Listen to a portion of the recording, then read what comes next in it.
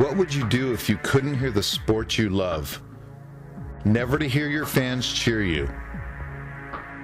Never to hear your opponents boo you. 20 million people are deaf in the U.S. Cal State Northridge has the only deaf Division I basketball player to play in the NCAA tournament. This is Michael Lizarraga's story.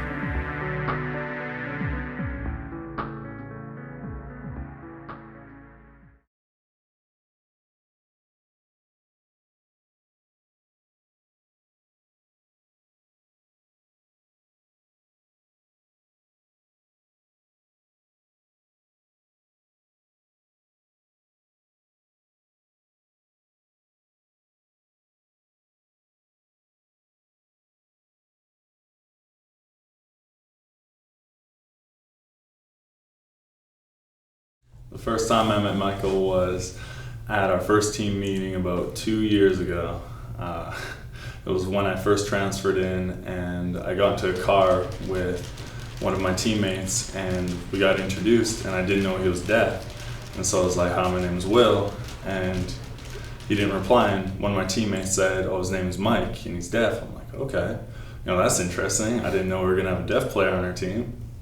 And so we started just kind of like talking back and forth a little bit with our phones, and that's how we kind of started the friendship. But at first it was a little different because I've never met a deaf person before.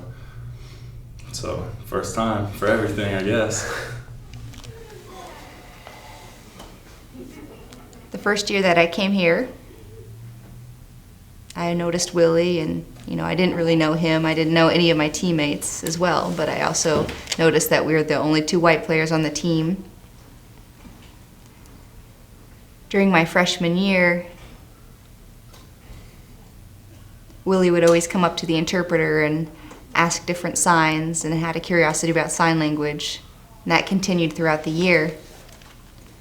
And we began to get more close. His first sign was the sign for duck. From there, we just started to begin to bond, and we've developed that ever since for the past 3 years.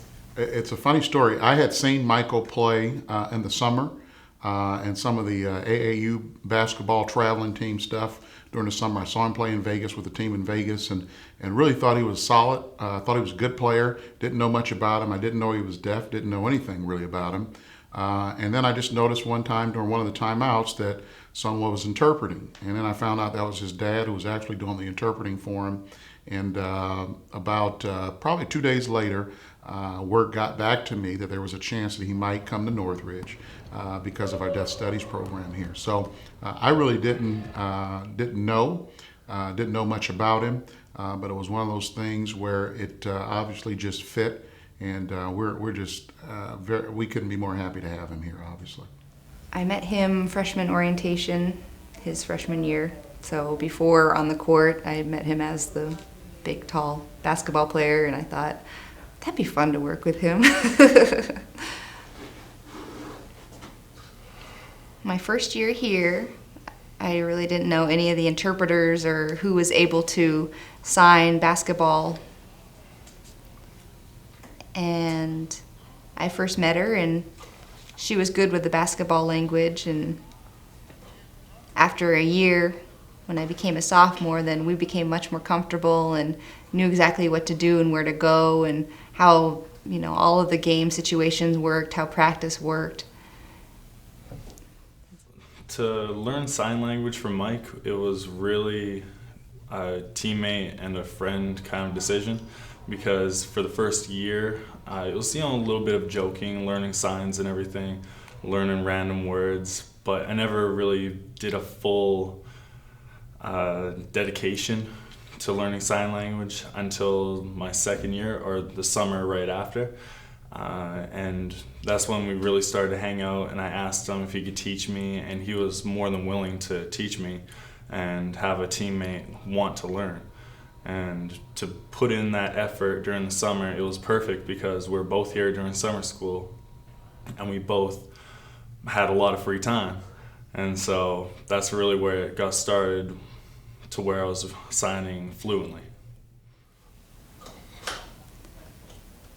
I first met him and then started teaching different sides. One of my favorite was the butter duck. I don't know why, but that was just always so funny because it was such a weird connections, because as a hearing guy trying to learn sign language, he was just awkward in some ways, you know, like he would sign very stiff and awkward. I always thought that was goofy, but you know, he's gotten good at sign, and not just that. Sometimes people misunderstand or take Willie for me or me for Willie, or think Willie's deaf, and you know, so it's like I look at him and I think we're different big time, but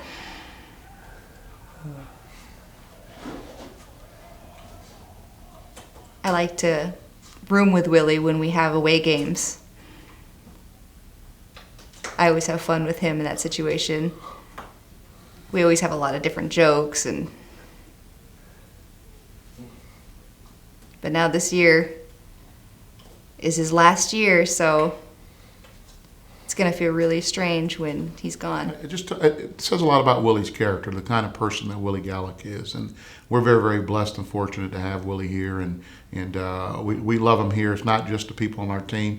You see Willie walking across campus, everybody knows Willie and everybody loves Willie.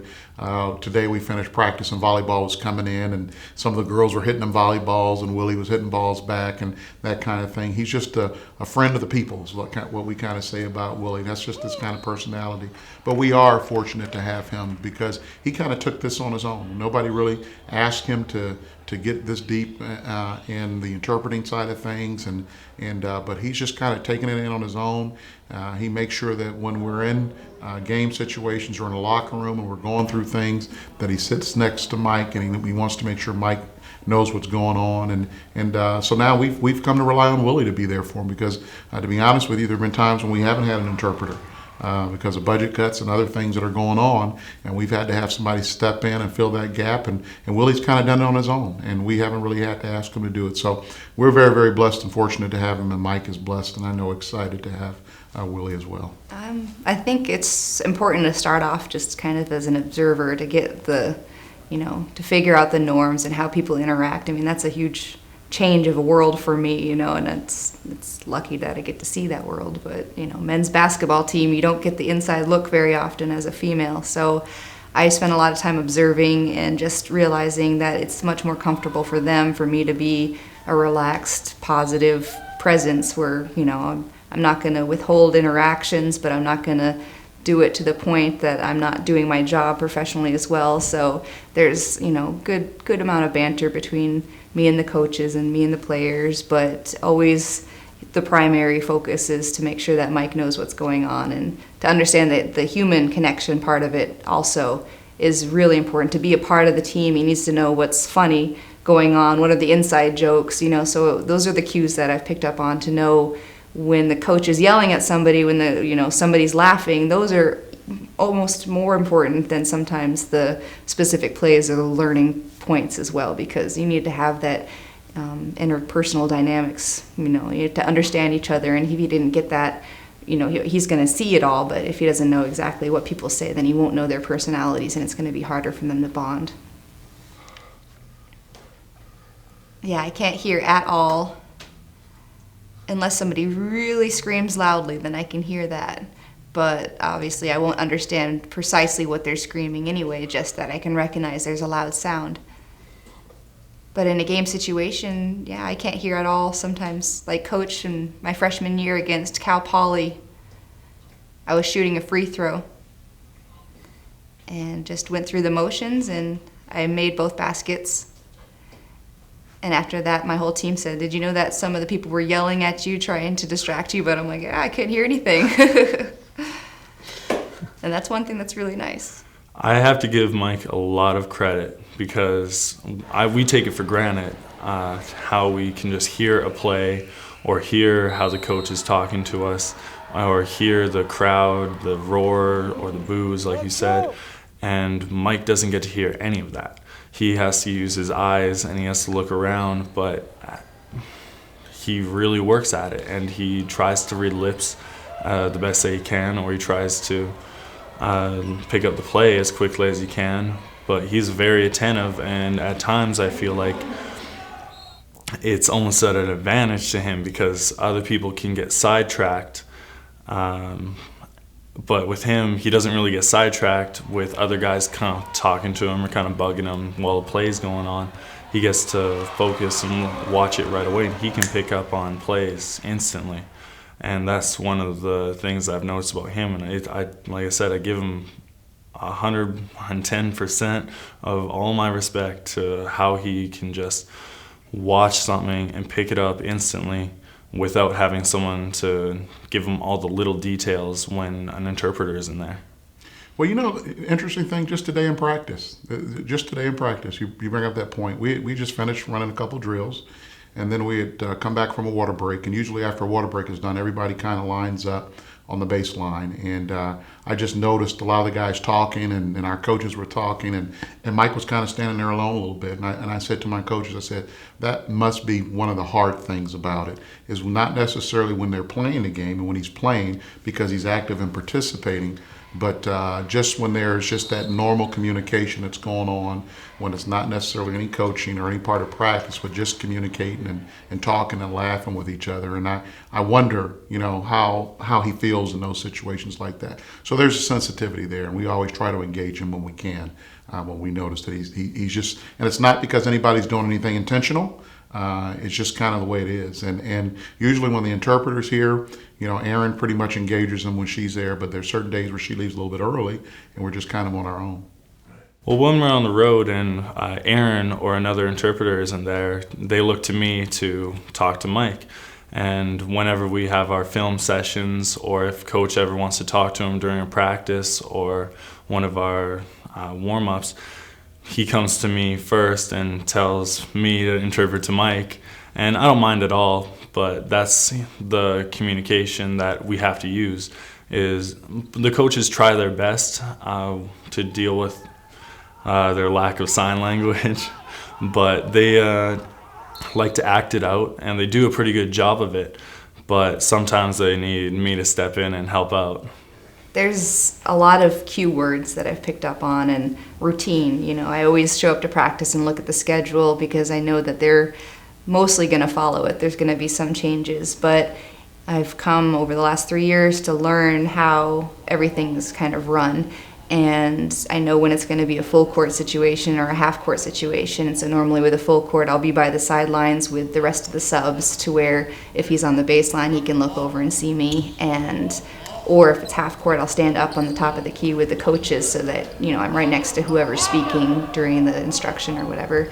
And we've developed ways to have quicker communication. So all the players on the team have their own name signs. So, they're yelling at somebody, it's just one quick sign. And most of the plays have signs. Well, all the plays have signs. So it's just when they're transitioning quickly, then that's, my fear as an interpreter. If I'm too slow, then it causes him to be slow. Then the coaches see that he's slow, and then they think it's him, but maybe it's me. So I don't want that to ever happen. So I know his eye contact. He doesn't always want me to say everything either, because sometimes he's a visual person. He needs to watch it more than he needs to hear it from me. So we have that understanding as well. And as soon as they're running a play, for example, they'll do secondary break game, and the coach will say, thumbs up on this end and push on this end. So he just looks at me, and with one hand I'll be thumbs up and the other I'll be push, so he knows it's there and there. And that's all I have to sign, and I'll have to go into any detail about it. So we just kind of transition like that. And the game, we've tried to position it to where it depends on the gym. But if I'm sitting behind the coaches, I can hear them better when they're yelling on the court, and I can hear them when they yell for him to go out and to play, because usually, there's a long string of players on the bench.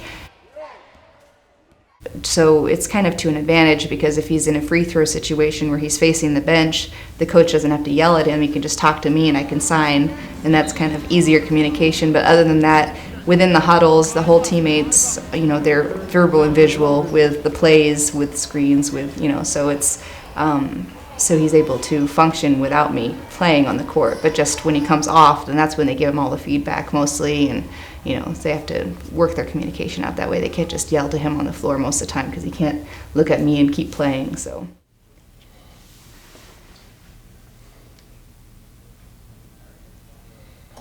this was last year.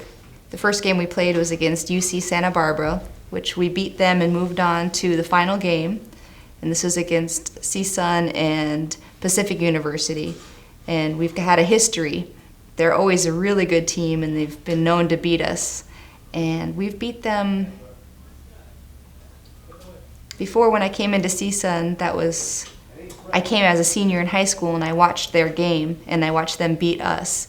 And then when I came in as a freshman, as a senior in high school, we beat them. And then as a freshman, we took turns beating each other. And then into the championship game, we thought we needed some serious payback with them. And at first they led the game, and then fourth quarter, we caught up and went into overtime, and I had faith in my team.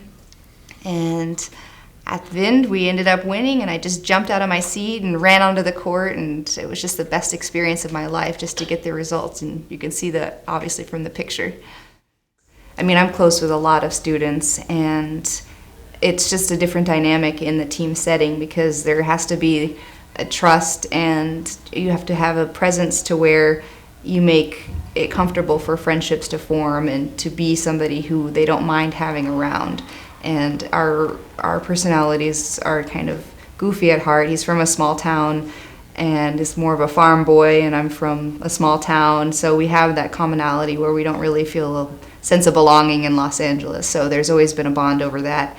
And then just to, actually watch somebody and be there for me and him, it's him knowing that I see the moments where he shines and where he struggles, and that I am the one person in the room that can communicate with him more effectively. I know that Willie communicates him really well, but he's also focusing on his game, so he doesn't get, all of that deep communication. So it's the one person in his life that, really sees, and then he can talk to about it, off the court, off the record, off the interpreting, position. Then we have a friendship, and it's just whenever I see him have his moments, because I see how much struggle he goes through, and especially with not always having consistent communications and still being able to play hard, and that being a barrier, just when I watch him succeed, then I feel like a proud mother hen in a way. I want the best for him, and I wanted from the beginning for him to have all the opportunities to really develop a lot of strengths as a player, and I don't want the communication to be the reason that he doesn't. So that's just always been my drive this whole time.